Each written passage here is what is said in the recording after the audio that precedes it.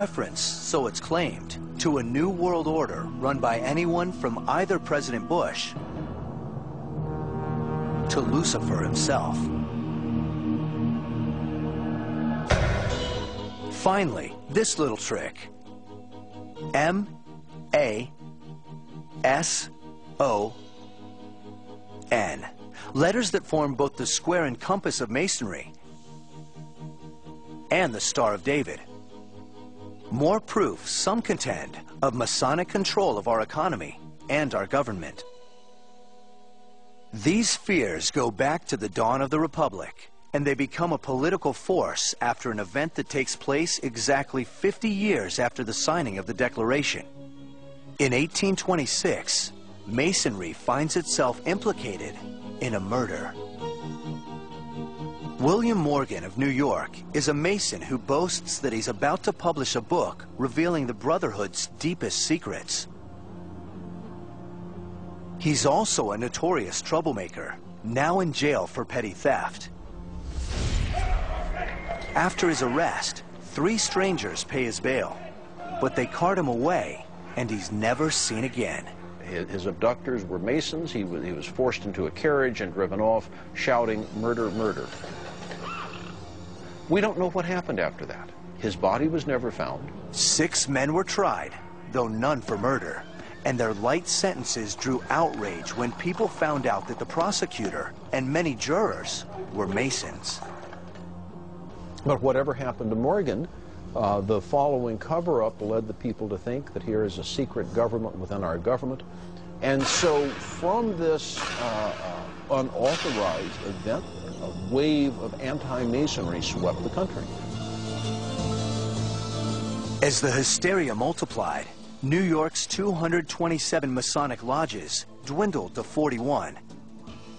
There was a suspicion of the Masons' secret rituals and the politicians who took part in them. American Masonry recovers from the Morgan episode. Throughout the 19th and early 20th centuries, it expands, reaching a peak after the Second World War. It also flourishes in Britain and Western Europe.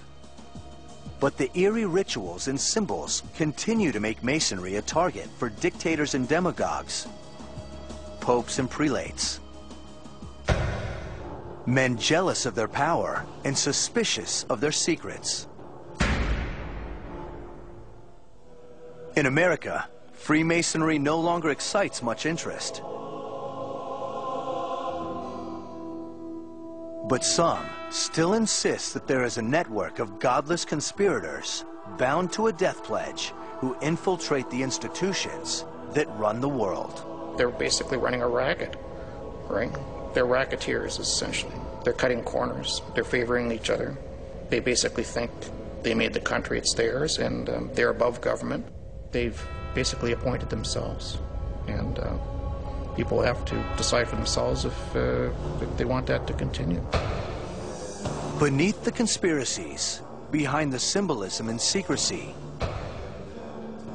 we reveal at last the truth of the Freemasons.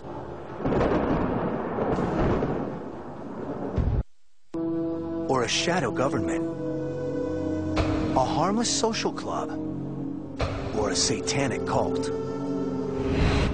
What is the reality behind the Masonic conspiracy theories? It turns out there is less here than meets the all-seeing eye.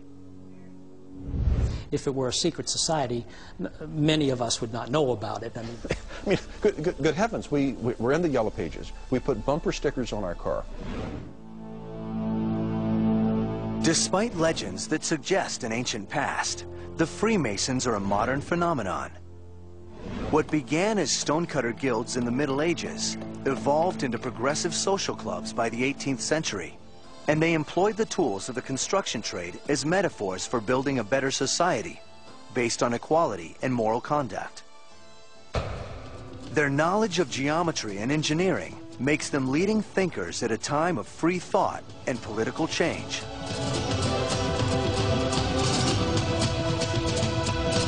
But their symbols and secrecy make them suspect to kings and churches who don't like secrets or political change.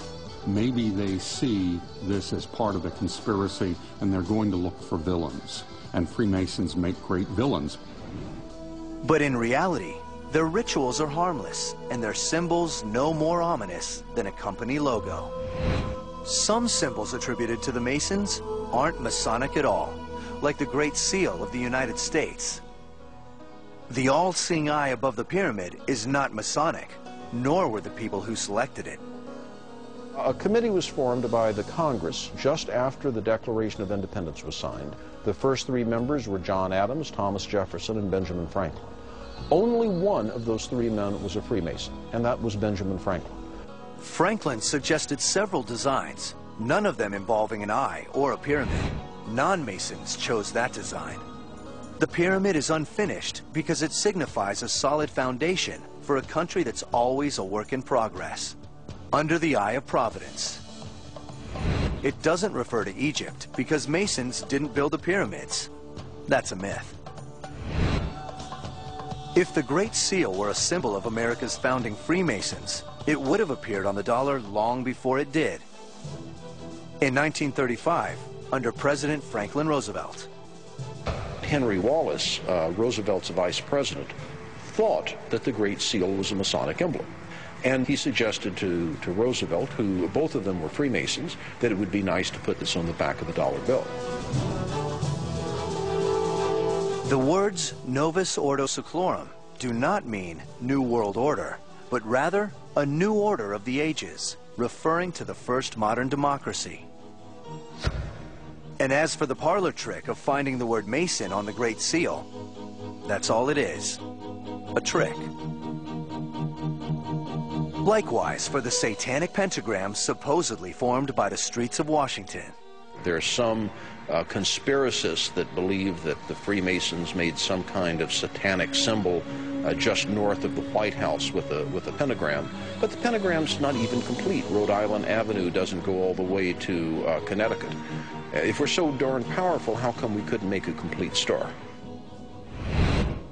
Nor did the Freemasons build Solomon's Temple.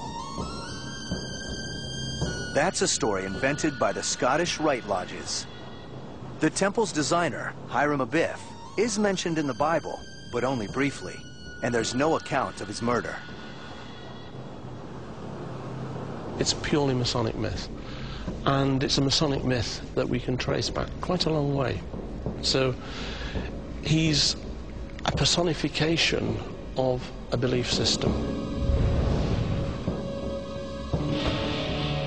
The Templar Knights were based in the ruins of Solomon's Temple, but they found no secret knowledge. They didn't go into hiding when they were disbanded. And they didn't resurface as the Freemasons. Nor did they ignite the French Revolution. It's a claimed heritage, it's a legendary heritage, but I can't give you any historical evidence to support it, but it's a lovely story. And while Rosalind's builder was William Sinclair, it wasn't this William Sinclair, the Masonic Grand Master. Rosalind was built by his ancestor 3 centuries earlier, in the 1440s, before the Freemasons were formally established. The Catholic Church opposed Masonry because churches didn't like secret organizations, period, and they objected to Masonic support for democracy and church-state separation.